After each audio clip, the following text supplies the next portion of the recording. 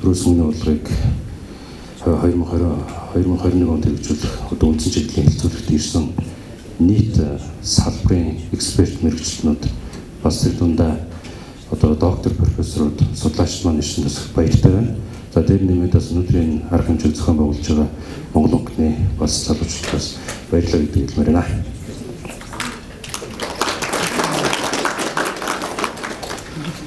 За би нэг бас өнөөдрийн хэлцүүлгийг бас төвхний байр суурьаас бас дүгнээд хэлье гэж бодлоо. За үндсэн чиглэл маань ерөнхийдөө улсын хурлын тогтоол нийтдээ 7 заалт орсон байгаа. За тэр заалтуудаас дахин уншаад яг нөгөө талдаа Монгол банкны өөрсдөө шууд хэрэгжүүлэх 3 бүлэг заалтууд явагдсан байгаа. За энэ нэг бүх заалтуудын маань одоо хамгийн гол одоо суурь одоо нөлөөлөл маань хэн төсгөө гэхээр бас бид өнөөдөр бас ерөнхийдөө бүх салбар төвлөрөл дээр нь онцолж ирлээ. Тэгээд Төв банкны байр суурь, мөнгөний бодлогын хорооны гишүүд энэхүү одоо стратегийн бодлогын баримт бичгээр ажилласан нийт ажлуудын гол зорилго бол ерөнхийдөө ард түмний нуруунд дээр байгаа энэ хүрийн дарамт, ханшийн савлгаа, үнийн өсөлтийг бууруулах. Эцэст нь бид хүн бол энэ ард түмний эрх ашиг, ард түмнийг нэг номерт гэж тавьж байгаа гэдэг бас та бүхэнд онцлж хэлмээр байна. Тэгээд өнөөдрийн эдийн засгийн нөхцөл байдал бол солилтын жил явагдаж байна. Ялангуяа 2020 он за эргээд 2021 онд бид хүн сая зөндөө ярьсан инфляци ханшийн асуудлууд байна. Бид бүхэн энэ дотор уур амьсгалыг бол зохицуул шийдэж чадна. Харин гадаад уур амьсгалыг бол бидний шалтгааллахгүйгээр өөрсдөө удирддаг, бусад хүчин зүйлс шалтгаалдаг гэдгийг та бүхэн онцлж хараасай гэдгийг бас хүсэж байна.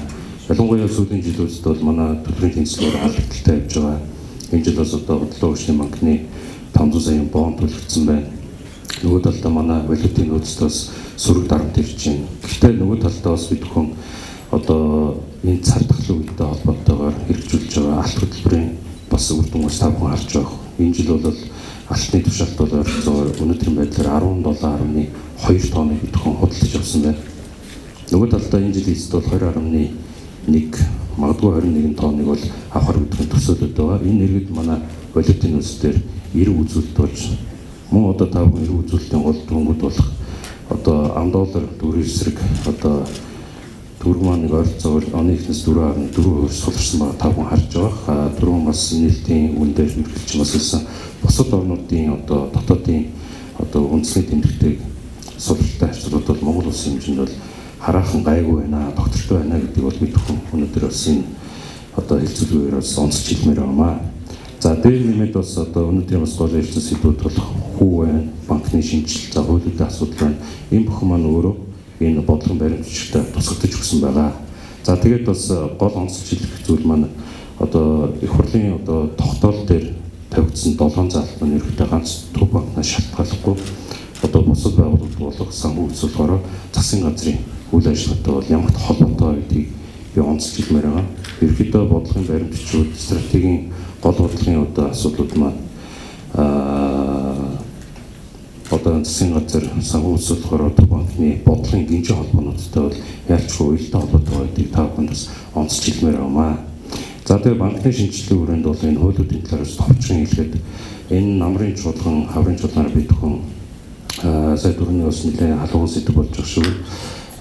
Банкны тухай хууль явагдаж байгаа. За банкны тухай хууль бол өнгөрсөн хавар өргөн баригдсан бат хүмүүжнээр ахлуулад за дараагийн бас одоо та бүхэн сонирхож байгаа бол эргэн хуулийн этгээдийн мөнгө хадгаламж зээл за төлбөр тооцооны тухай урт нэртэй хууль явагдаж байгаа. Энэ манаас өөрөө бат хүмүүжнээр бас ахлуулад өргөн баригдсан явж байгаа. Энэ дээр бас ерөнхийдөө холбооны санал та бүхнийхээ саналуудыг бас аль бол тусахыг хичээж байгаа гэдгийг бас онцлж хэлмээр байна.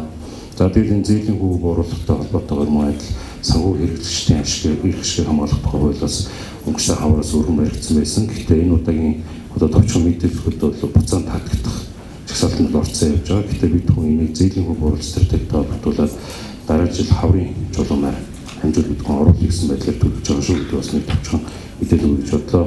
Тэгээд бүх хуулиуд маань өөрсдөө эргээд энэ ард түмний одоо нуруунд дээр байгаа үрийн дарамт за тэгээд хамгийн гол хэрэгж байгаа зээлийн хүү ханш инфляцийн одоо гол зохицуулалт за буруу одоо ямар нэгэн гажуудалтай байгаа зүйлүүдийг засах гэсэн тийм бодлогуудыг бас бид хүн хэрэгжүүлж байгаа гэдгийг бас хүндээ онцлж хэлмээр байна.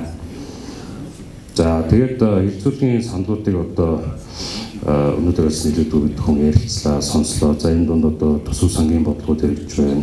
За банкны шинтгэл засаглалын асуудал яригдж байна. Зээлийн хөв оруулах стратеги бас гол сэдв байж байна.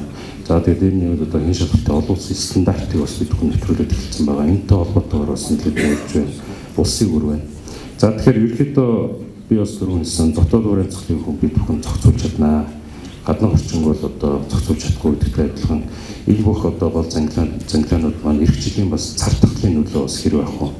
За тэгээд сүүлийн бас халуун сэдв болсон вакцин маань одоо хязгаар гарахаар байна. Энэтэй бол одоо ганц банкны салбар гэлтгүй бүх салбарын бүгдээрээ одоо хүлээлттэй байгаа гэдэгт эргэлзээгүй байна. Тэгэхээр бид хүн одоо энэ цар тахлаас одоо энэ хямралын үед 2020 онд бас 2021 онд одоо хохирол багтай ард түмний дуран дээрх өрийн дарамтыг багасгаж аливаа гэр бүлд учрах эрсдлийг багасгаж хамтын хүчээр туул болов гэдэг ерөөлөг дэвшүүлээд өнөөдрийн хэлцүүлгээ хаасан мэдгэж байна. Ирсэн давханд баярлалаа.